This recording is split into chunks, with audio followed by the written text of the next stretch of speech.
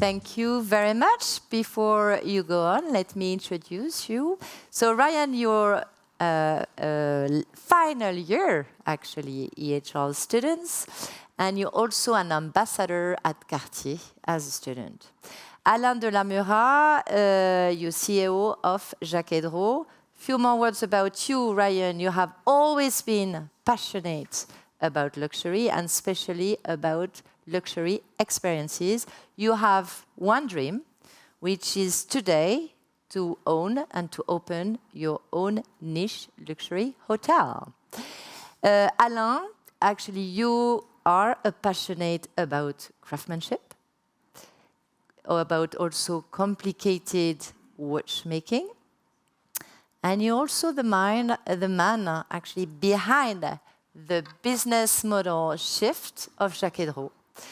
For you, this shift is really to put the client at the very center and to create the shortest connection between the client and the watch expertise in order to build and to propose the ultimate luxury experience. Thank you to you both.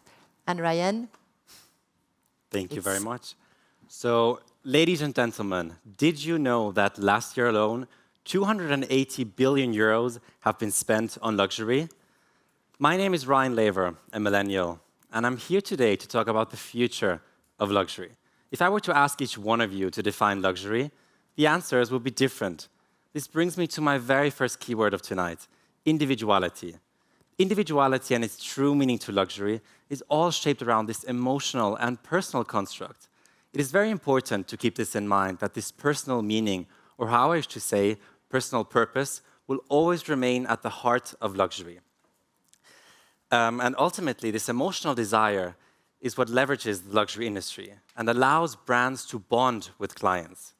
In the end, this is what makes us humans, the ability to dream and to experience emotions. This is all closely linked to aspirations. To us millennials, like myself, aspiration is about who we want to become and in what kind of world we want to live in. However, I would not call millennials aspirational, rather intentional, which means doing something with purpose. So a continuous seek is something relevant for us. We pay close attention whether or not a particular brand is the one we want to do business with. Purpose in a sense of what kind of world we want to live in, but more important, how can we actively co-create this future together? So I therefore believe luxury brands must switch from a focus on outcome, so the purchase, towards a focus on a vehicle toward outcome, so the experience. Brands need to look ahead and anticipate change, and they must nurture their key strength, which is the customer relationship. To add some meaning or something personal, a personal relationship is key. So this brings me to my second keyword of tonight, which is hyper-personalization. Personalization is nothing new to the luxury industry, yet hyper-personalization reaches another level, where clients actively co-create and co-experience the creation of something truly unique. Many millennials seek meaning and value beyond product or status, and the sole hedonistic motives will slowly fade, and self-actualization through hyper-personalized experiences will arise. Personal purpose yet goes beyond hyper-personalization. It plays back to what role you wish to play in society. And we millennials were often described as the woke generation. As we are aware of all the negative sides of luxury, we know that unconscious consumption cannot be the future. And when awareness is reached, the next step which follows is action. The luxury industry has no choice but to co-create a future of creating perpetual value by responding to relevant global issues. Well, it all sounds promising, yet if it were easy, it would not be the luxury industry. This brings me to my third and last keyword of tonight, authenticity. The luxury industry is only as successful as it is today as each brand masters to elegantly reinvent its rich brand heritage and bring it into today's world. Every action a brand takes needs to feel genuine, and it must be aligned to its DNA, in particular when it comes to responding to global social and environmental issues. So brands can no longer just wrap a beautiful story around how much they care about our planet. They have to actively and drastically find innovative solutions to have an overall positive impact. So luxury must go hand in hand with global social and environmental issues. through creating experiences of crafting collective value for the greater society. So luxury, the future of luxury will be drawn to using one's privilege and ability to consume luxury to foster more opportunities for the less fortunate ones and to have an overall positive impact. So as I pointed out, luxury is full of contradictions: individuality, collectivity, exclusivity, inclusivity. And this coexistence of contradictions crafts a unique dynamic. This dynamic ultimately ignites emotions. And in the end, luxury is not consumed to please a need, but to please a desire, to please one's inner dreams, one's wish for self-actualization. I envision a future of luxury grounded in individuality, hyper-personalization, and authenticity. So millennials, join me on this exciting journey towards the future of luxury. Thank you very much. Thank you.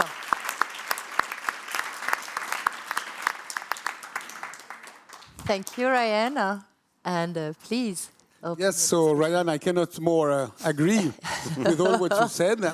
But now, of course, this is a lot of very big names, nice words, theory.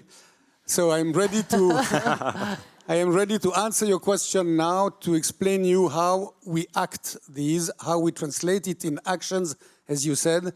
And just for you to remind and to know what kind of luxury we speak about with Jaquet-Droz. Jaquet-Droz is born in 1738, and Jaquet-Droz has always done objects, automat, watches for the Cour des Grands, to the King of Spain, to the King or the Queen of Great Britain, even to the Cité Interdite, to the Emperor of China. So this is the kind of product we do, and today, for you to know also, the enterprise price, the beginning price for our Jaquet-Droz is 150,000 Swiss francs, and the average price is nearly 500,000 for a watch. So this is really the ultimate luxury when you think people can afford, and when they can afford, they would like to spend or invest in this kind of product. So I will answer your question, but it's on the mind, and remember, Rick, that we are on the last level of luxury watchmaking art. With pleasure. So my first question would address the rising generation have a strong need, as I pointed out, for hyper-personalized products. So how does your Maison differentiate yourself from the competition and stand out in this point? Well, first of all, we only do unique watches. It can go through a configurator where you build yourself your watch, or you can come to see the artist and work with them directly, hand to hand, to see how to create. We have an artist who is making dials with a little mosaic with an egg shell broken and making, so it's impossible to do it twice the same. So this is the ultimate, only unique watches. This is the first of the main point of the... Very interesting. Thank you for sharing that. So I saw and researched that you have a very bold strategy for the future. You will only have one, let's say, touch point directly with your clients in your manufacture in La Chaux-de-Fonds. So how do you envision for the future to nurture more meaningful relationship with your customers? Well, it is exactly the same. In fact, when you sell a watch on the price I told about before, of course, these people, they don't go so much to go in the different boutiques. So we keep only one manufacturer where we make everything. And the idea is to come into a phygital approach where first we make the contact with the final customer, but not the contact through me or through salespeople, the contact with the artists who are making the watches, who are making the métier d'art. So through this direct contact to the artist, it's not the contact with the product, it's the contact to the people who make the product. And then when you do that, you can see full of the authenticity, as you spoke about. And when you have the authenticity and the passion of the artist, then you give emotion to your product. And I remember Joël Robuchon. I was here in that hotel, that school with Joël Robuchon, and he was also always trying to do the same, showing the people working instead of just showing the final product. And it's exactly the same philosophy. So we are nomad. We go to see the customer where he is, or he is coming to see us. And then in a second time, he can communicate through all the digital approach this is also something for the sustainability. They can also be in contact if they remain and they stay home and they are in contact with the artist, but they have to meet once at least the artists who are making the project of their dream. Definitely. So we, as I pointed out, millennials like myself, we have a greater desire for experiences and have this unique, let's say, experiencing the brand, not only the product. So how do you plan to integrate this, let's say, experience approach within Jaquet-Droz? Well, it's exactly what I said, in fact, and a lot of speak about experience. It's true. Today, everybody is jaded, especially if you have a lot of money. You know everything about everything, but the experience, when you do the experience, you know already it's something. But when you make an experience where you learn something, then this is something. And I don't know anybody who is coming to see these people working who is not, wow.